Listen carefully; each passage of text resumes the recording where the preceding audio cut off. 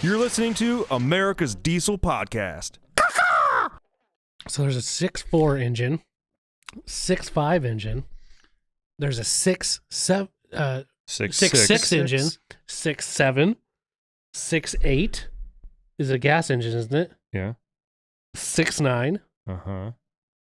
Is there a 7 liter? I don't think there's a straight 7 liter. Yeah. So the one of the LS. Is that 7 liter? Yeah. One that came in the Corvettes. They have a 7 liter now. Do they really? Like the C6 Corvettes. C606. I think it's a 7 liter. Is there a 7.1? How far can we go? I don't think there's a 7.2. Yeah. LS7. 7 liter. Okay. See 7.1. 7.1. Oops. Wingen. Engine.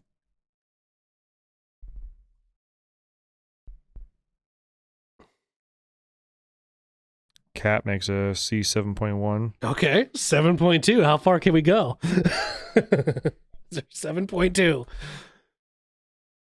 Briggs and Stratton? 7.2.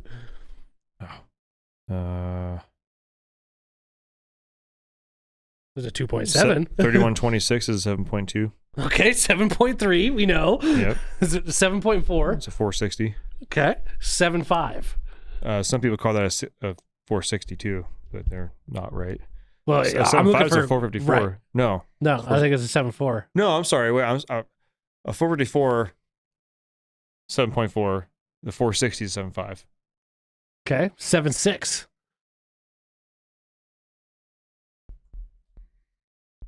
This is way off topic what we're going to talk about.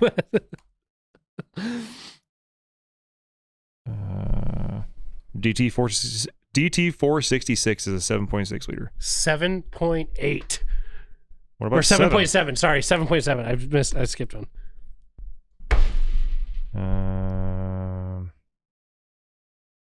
Is that where it stops? Detroit adds new 7.7 liter Oh engine my God, for the Freightliner. 7.8. Yeah, 7.7 liter inline 6-cylinder diesel engine. 7.8. Let's go. How far can we go? A Holland 7.8. 7.9. Can I get a 7.9 up in here?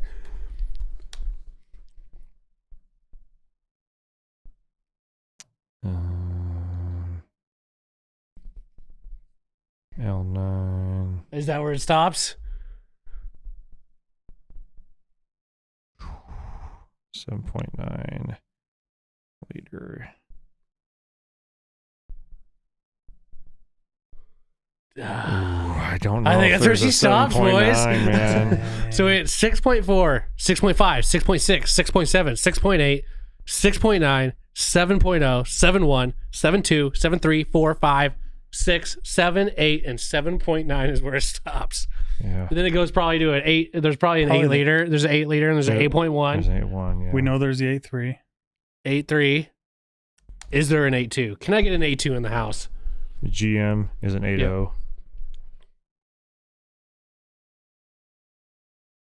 What, an 8.3 is what you're asking for? 8.2. 8.2. Diesel. Mercury. Mercury Oh, yeah, makes an 8.2. I know that. Yeah. Damn. Wow. So I don't know. 8.2, that's the 502 crate. Yeah. Yeah. All right. Well, that was Interesting. a little bit of useless information for you out there. You're welcome. Absolutely useless. In case you need it. Just so you know. Yeah, there you go. Just so you know. Just so you know. This week's podcast episode is brought to you by Fuel Bomb Diesel Additive, an additive designed for diesel enthusiasts, made by diesel enthusiasts. Ben, take it away. Hell yeah, dude. So this is our in-house Fuel Bomb fuel additive for your diesel truck. Our biggest thing here is making sure that you can pretty much always have diesel additive on you all the time. You've got a lot of other additives out on the market that they have, anti-gel in there all the time. They have cetane in there all the time. They end up being big and bulky bottles. Our standard everyday diesel fuel additive is 1 ounce per 32 gallons, and that's its main job is to make sure that your fuel system stays lubricated and prevents the formation of algae. And it should also help you in colder climates too. Should definitely help you in colder climates. Along with cleaning your fuel system and maintaining it, It'll also help you bump that cetane number up for a more efficient burn of your diesel fuel. And if cetane is just what you're after, there's the Fuel Bomb Hellfire, which is our straight 8+ cetane enhancer. Yeah, and you guys asked, and we brought them back. We did go away from the bottles that didn't have the measuring little parts in there. We brought them back for you, so now you can measure out your 1 ounce per 32 gallons for the F-Bomb or 4 ounces per 32 gallons for the Hellfire. Both these additives are available on our website, dieselpowerproducts.com. Now let's get back to that episode. Thanks for tuning in, everybody. Ben, Tom, and Corey from America's Diesel Podcast. This is the end of the intro. Let's get into the episode. Yeah. Okay, so going. We just talked about a whole bunch of other engines. 5.0 Coyote engines. Coyote.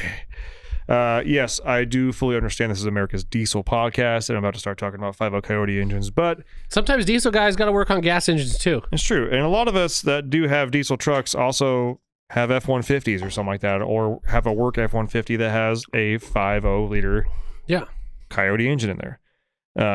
Coyote engines, you either love them or hate them. It's Coyote. And I love seeing all the people that compare LS swapping stuff and Coyote swapping stuff. Yeah. Because they're basically like, if people prefer Coyotes or LS swaps over Coyote swaps now that they've come down in price and all that kind of stuff, they're just like, you just don't want horsepower. Yeah. Because you can make more with a Coyote. Like, and it's new technology. Yeah. You can do it. Like the LS there's nothing wrong with it. That's fine. Yeah. But the thing is, like, yes, up front, the 5.0 costs more and it costs more to put in. But you've got a stronger bottom end. You've got all this other kind of stuff. Yeah, and they're a cool platform. They're cool really platforms. Cool. Yeah. And I'd say the biggest thing that people run into that I've seen as far as Coyote swaps is it's a 90-degree V8. It's a big fucking engine. Like when you're trying to shoehorn that into something, it's a big boy. Yeah. So it kind of makes it hard. Anyways, so I have a neighbor who has a 2012 F-150 with a 5-liter Coyote in it, and it had the old valve, was it lifter tick? I know nothing about that, but lifter tick. And he took it and get some work done, and they did lifters, cams, everything in there. And I said cams, it's over a cam engine. Yeah. And he's now still having some sort of a tick, and has some oil vapor coming out of the passenger side valve cover. So I'm going to dive into it a little bit with him and try and learn some stuff. I'm going to hopefully pick up a scan tool and check it out. But we're going to start with the basics. And because the work order they showed me, they do mention that they did an oil change in it. Mm-hmm. And I do say they did a Valvoline oil filter, but the work order just says 530 oil, and the cap on the engine says 520. Now that may not sound like a big difference, but the reason these have lifter ticks is it takes a long time for the oil to get up to the lifters and they start ticking. Yeah. So basically what I'm starting off with him is we're going to do valve cover gasket. I'll try and first of all, fix the leak. Yeah. Second, and change the oil. Yeah, we're going to do I'm not sure what type of filter. I'll probably do a Mobile One filter on there like those. But then some Schaefer's 520. Yeah. And I would not be surprised if that tick goes away. I would not be surprised if it helps out a lot. Do you know what I did? So I don't know if you remember, but in my Tundra that I had, it had a common problem with the Tundras. Remember the drive shaft? No. Oh, okay. There was that too.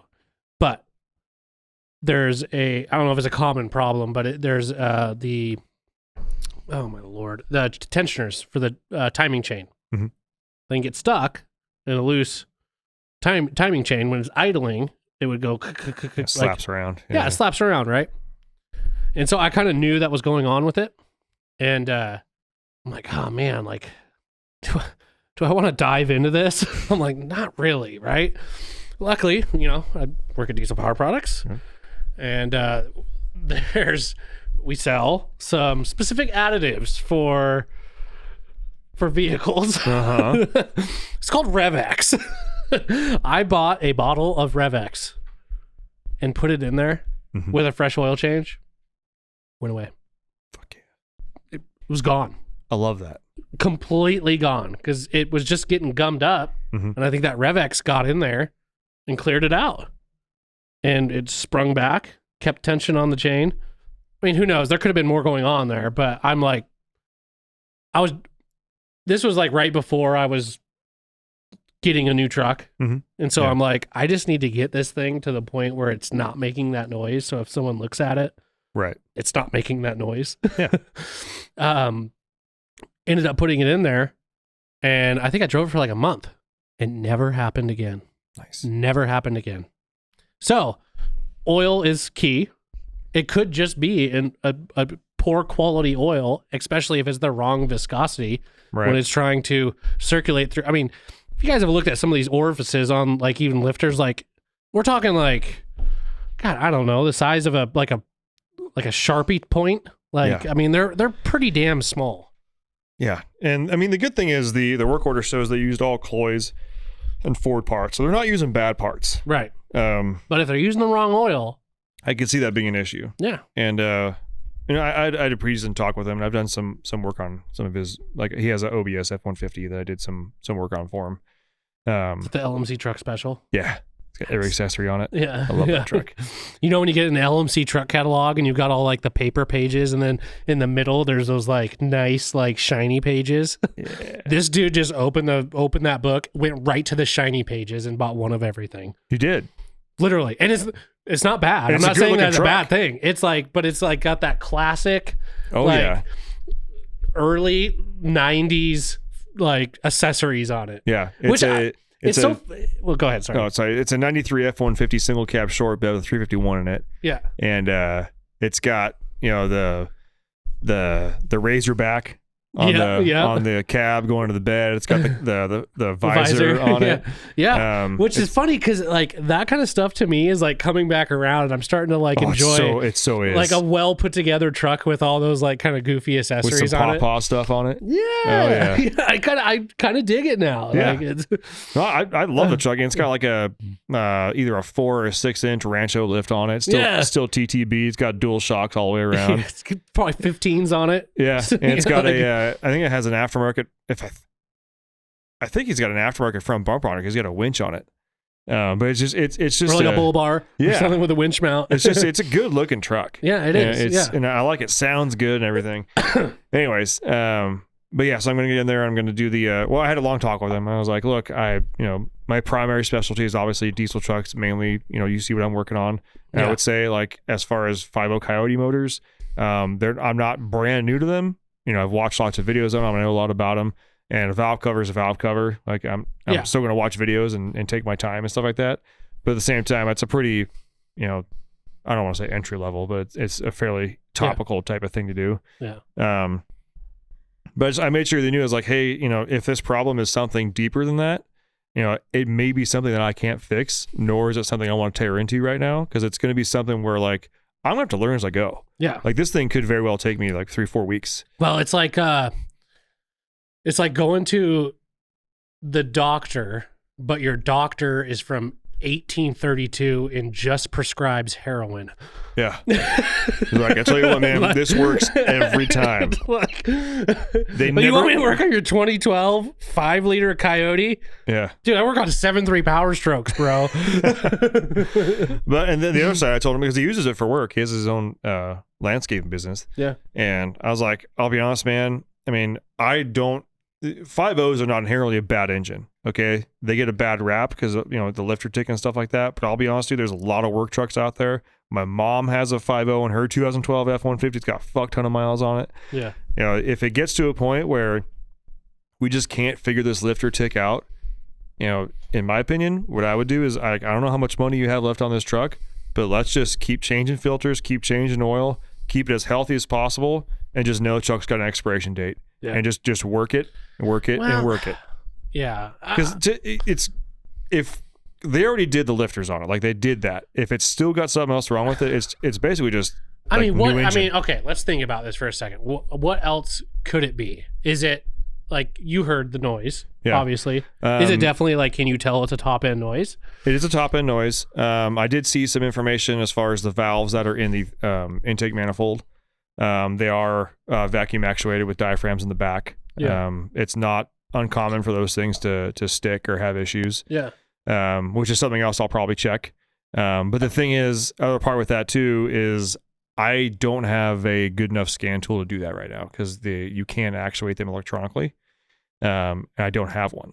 Gotcha. So the other thing though too is like I don't want to bite off more than I can chew, Right. because I'm trying to be honest with them, Oh yeah, 100%. If it was like a truck that I bought to flip, I just tear the fucker open and figure it out later. Like I do as much research as I can, but at the same time, I don't want to do this guy a disservice because we're on a time clock here. But I mean, ultimately, did he say it started doing this like immediately after he got it fixed, or was it like there was some time that occurred Almost in between? immediate. See, we're not gonna. Now I know usually when I say this, I say like I'll be like, okay, yeah, Davis Diesel recommended a guy to blah blah blah, right? I'm not gonna say this one because I know who they are, Right. But if you're tech and you're not driving the vehicle, putting it through its paces after a repair has been done, you have not completed your job. Right. Or at least been like, walked him through it afterwards. Like, okay, we did this, we did all this stuff, okay? Yeah, what's so wrong about being honest with people with like, hey, this is what we came up with, thought it was this. You don't want to say thought it was, but we diagnosed it to be pointed towards this. All signs pointed to this. We did this. We still got a noise. At that point, that's like, okay, we need to do further diagnosis. Like, we need this truck for maybe a couple of hours, and let's really get into it and try to figure out what's going on. Mm-hmm. And not just be like, yeah, we did it. Here you go. Yeah. Or explain to him, like, there's a tick. There is still something that happens. We're going to try changing to a different type of oil. Also, a lot of times people still think they heard a tick, and it's actually the fuel injectors because it's a direct injected engine. You may be, now that you're so in tune with, the ticking being bad, you may be hearing those ticks and think there's something else going on. When in fact, it's just the injectors doing their job, and they clatter when they're cold. Okay, that's just the name of the game. Yeah. But letting him know that, right? Instead of saying, "Oh, it's good," and I did say when I talked to him, I was like, "You need to give them a chance to fix it before I tear into anything." Yeah. Take it in. Especially because of the valve cover issue, like that valve cover issue that you shouldn't have a leak after someone has repaired your vehicle. Yeah, and he did, and they say, and the other part that kind of bums me out is they had his truck for almost 2 months. Not cool. Not cool. Not cool. But then when he went back to with the valve cover thing, he was kind of like, we're really slammed. It's probably going to take me a few weeks to just get it in. Yeah. And look at it. And in my mind, like, I get being slammed. Okay, I totally get that. But you also have to account for things like this with comebacks. Yeah. Like it's part of the game. It's annoying. I know it is, but it's also part of. I'm not saying you have to work this into your cost, but that's part of what you do. Like when you're a shop, especially on almost a $4,000 job, like you need to have that follow through. Yeah. And that's when he ended up coming back to me. He's like, hey, I did this, and they basically said like, hey, it's gonna be a long time before I can do it. And his main thing is like I know it's July right now, but he's also like, winter's around the corner. Right. Okay. Whatever's going to go wrong on this thing, I need to start checking things off the list now so that I need to know, like, once winter comes around, because he does plowing. Yeah. Like, once winter comes around, like, I either need to be looking at a different truck, or I just need to know that this thing is going to get me through one more winter. Right. Or it's fixed, or whatever. Or something, something catastrophic isn't going to happen. Yeah. Whatever biggest issue is going to happen. And we get that done now while it's still, a nice 100 degrees outside as opposed to, like, 4. Yeah. Because I'll be honest with you guys, I'd much rather work on a truck in 100-degree weather than 4. Yeah. It sucks. I'm going to go to the bathroom real quick. Yeah. I tried to hold it. Pause. Well, damn, Corey, we haven't talked about music for a little bit. It's been a bit, dude. It has been a bit. The door is going to open and we're going to have background. That's right. We work in a castle. Yeah, there's the noise. Oh, you didn't take it up very far. That's fine. What were you listening to on the way to work today? I can tell you, actually. Actually, I know. Alexa's on Fire. This could be anywhere in the world. Oh, you dirty bastard. It's a good one. That's so good. Yeah. That whenever I hear that album, that takes me directly back to the frame of mind I was in like 2007. Yeah. Just right back there. Dude, and something about just the intro of that song and the offbeat drums, dude. Yeah. Oh, it's so good. Like, the beat sounds so simple, but it's just so complex. Mm-hmm. Oh, I love it. Yeah, there is. Yeah, with that band, that is one of those few bands that, like, I listened to very heavily for a while, Mhm. and then didn't hear them for a long time, just because music tastes change, things go on, life goes on, Yeah. and it was one of those. As soon as I hear that song, I can peg like the street I'm driving on Yeah. in my Ranger. Yep. Back in 2007. Listening to that song reminds me of like times in the barracks where I'm just sitting, Yep. chilling, drinking a Stone IPA, Yeah, and just listening to music. just trying to get into Yeah. your headspace and out of where you are physically. Yep. Yeah. Yeah. Oh, shit. That's a good fucking song. It was a good song. I've recently been working through. What is it? Drawing such a blank right now. I've been working through another discography. Where's my search bar? There we go. I've been working through a lot of Paleface. Paleface, huh? Yes. Also very similar to Spite. Okay. If you ever heard any Paleface, Paleface, in my opinion, is it's a little grindcore, but it's the singer. Like, there's certain bands where the lyrics come out and you can tell they're like, okay, they're shocking, this is cool, this is that, he's yelling, he's screaming, or something like that. You can feel the spit coming off of this dude's mouth from the speakers. This guy is just, he's off his fucking rocker. Whatever he's thinking about, it's primal, and it's like good, brutal fucking metal. Yeah. I think I've shown you them before. On Broken Wings. Are those the East Coast guys? Yeah, they're East Coast, but like I if I remember right, the song I showed you was I do my crosswords in pen.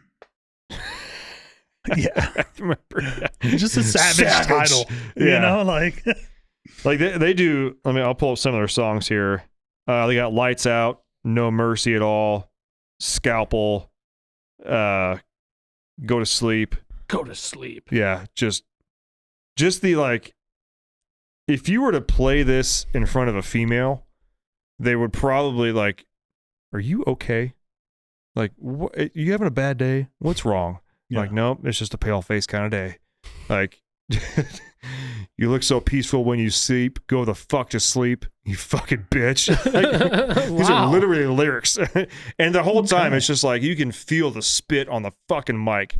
The guy is just gnar. Sounds yeah. violent. The other thing I've been listening to, I've been kind of like breaking down. I love listening to like good drummers play over their tracks. So like the drummer from Periphery or the drummer from Gojira. Oh, Gojira. Yeah. Yeah. Gojira. Dude, the drummer from Gojira just recently came out with like a solo. Mm-hmm. If you haven't listened to it, that thing is insane. Yeah, that dude fucks. He's good. He's Well, who's a badass I've seen on Instagram is the guy. He's got I don't know who he is. Yeah, the Russian dude. Yep. Yep. Yeah, with the We know big exactly- beard with the nose And he'll ring. drum with coffee and stuff. And Yeah. no, he's from Fucking Spain. I think. flips, Spain. dude. That dude is That dude fucking is, He rips. insane. He rips. he is on a level that, like, if and the thing that, like, I love and hate about social media is if people that may not be used to watching drum videos Yeah. get served his video, they may They think love drum videos. Well, they may think that, like, all these metal drummers are this guy, Yeah. Right. and he is a fucking anomaly. He's He's on a different planet. Like he's doing Joey Jordison one-handed, smoking a J, looking into the camera. and flipping his stick and That's shit. not supposed like, to fucking happen. drunk. Yeah. Yeah, drunk. That's not supposed to fucking happen. Yeah, okay? no, I got fed quite a few of his videos. Every single one of them, you have to stop and watch it. Like yeah. there's anybody has to stop and watch that. Yeah. Like even if you're not in drums. I'm actually excited for like the band that he's coming out with. He hasn't released anything, but it's like a super jazzy group. That guy? Yeah. Oh wow. He's like, I know most of you guys aren't gonna like it because you're all metalheads and in his thick little Spanish accent. Yeah. He goes, but I want to challenge myself creatively. That's cool. That's cool.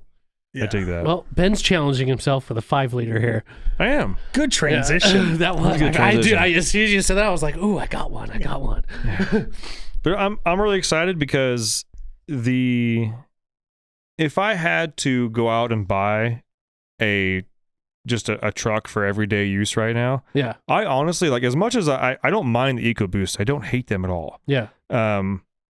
But I think they sound like absolute dog shit. they sound but stupid. But the other side of that too is like no one cares what they sound like when you're making 450 horsepower with a 3.5 I still liter. do. I still do, right? I still do. But it's also kind of like that same talk between someone who were to buy like a 3/4 ton gas compared to a diesel. And the 5.0 Coyote engines, like, they're not bad. They make good power. They sound good. Yeah. With a tune, they're great. They're Yeah. peppy.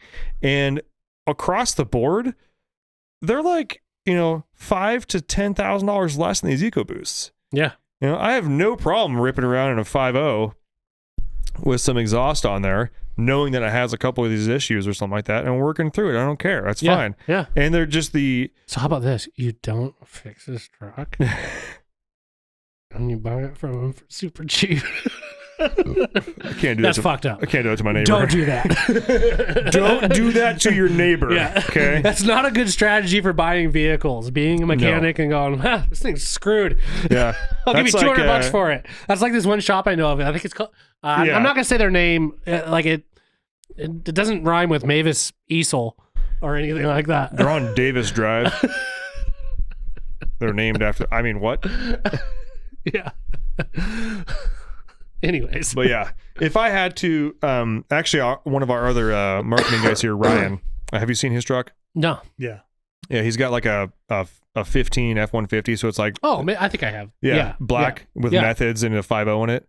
And he's like, honestly, and it's a loaded truck, so it's like all leather, heated, cooled seats, all nice and everything. And he lives up in the mountains. Yeah. And he's like, this truck has been nothing but good to me. Yeah. Like I put exhaust on, I put wheels and tires on. I was like, I beat the fuck out of this thing. Yeah. And I don't care about it. Yeah. Like, yeah, when I drive on the highway cruising 80 miles an hour, yeah, I get 14 miles a gallon. That kind of sucks. But at the end of the day, like, all of my other friends out here that all, bought EcoBoosts, all their turbos are blowing, all their shit's leaking, they're doing all sort of kind of stuff. Yep. Yeah, they may be faster than me, but yours sounds way better. yeah, mine sounds way better. And during the winter when we're all snowed in, guess who starts and still chugs along and doesn't give a fuck? Yeah. Mine. Yeah. And I paid like 10 grand less than all of them. Yep. I'm like, fucking sold, dude. Yeah. So, and of course we all know I'm a Ford guy. Yeah. And, No. yeah, you didn't see that one coming, right? I don't mind a challenge, and honestly, I happen to like the 5.0 Coyote motors, and me personally, I've always wanted to, like, when I really sink my teeth into a platform, I want to know that it's like been around or going to be around for a while. Yeah. Like 7.3 was around for a long time. 5.0 has been obviously around for a very long time. Oh, yeah. And they're still making it. Yeah. So it's if I were to learn about these engines and start working on them, that is just another arrow I can add to the quiver of skills I know Absolutely. how to work, to do that kind of stuff. Absolutely. And maybe I end up being a 7.3 and a 5.0, engine specialist or something like that. That's that's a weird thing to be, but That whatever. is a weird thing to be. I could see people coming in and being like, oh, 5.0 guy. So does that mean you do like 4.6 mod engines? I'm like, no, I don't touch them. Yeah. Never even driven Well, one. I guess that's better than being like a 7.3 liter guy because they're like, do you have a cell phone? Yeah. Well, that's the other guy. Like, well, Do you use carrier pigeons? You're a Ford or? guy, so what other engines do you work on? Oddly enough, I work on the 2.5 liter 4 cylinders. That's what my wife's Escape has. Yeah. And I work on 7.3s. Like 7.3s. Aren't those like 40 years old now? Yep. I'm like, yep. Yeah. Why? I don't want to talk about it. When I was real young, I liked big numbers, and my dad had a Ford, Yeah. and eventually when it came time for me to like buy a truck that had to like move weight, I was like, "What's the biggest? That one. I want that one." Yeah. Thus, a 7.3 owner is born. Yeah. And Seriously. thus, a Huey man is now on the planet. Yeah. Yeah. Sorry. Yeah. I've got a lot of liters and no horsepower. Yeah. A lot of liters. No horsepower. No, got no horsepower. Got no horsepower. Sorry. None. What's this thing Dustin was So Dustin messaged me during the live session. if it and feels like I'm rushing it, I'm sorry. That's 'Cause I fine. kind of am. I think this is actually going to be a teaser for our next episode that we film. But he talked about, or he messaged, because he's actually in the middle of a couple of projects right now, And so he's getting ready to. He has an extra. Is it an XJ? Yeah, it's an XJ Jeep Cherokee. And TDI swap. Yeah, he wants TDI swap it. We should look into that because that is very popular on those. It is very popular, but his message was, "Why are people so crusty when it comes to swaps?" And he's not wrong. Like he goes, I'm getting a ton of hate from some coworkers and also on forums about TDI swapping my XJ, or even doing his Cummins swap because he put a Cummins in his old square body.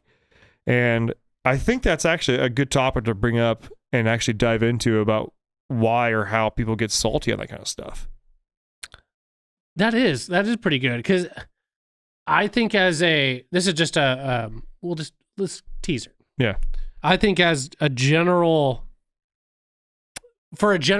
like automotive guy or enthusiast, I don't think that's a problem. But when you start talking about swapping a different engine into another vehicle to someone that may not be as,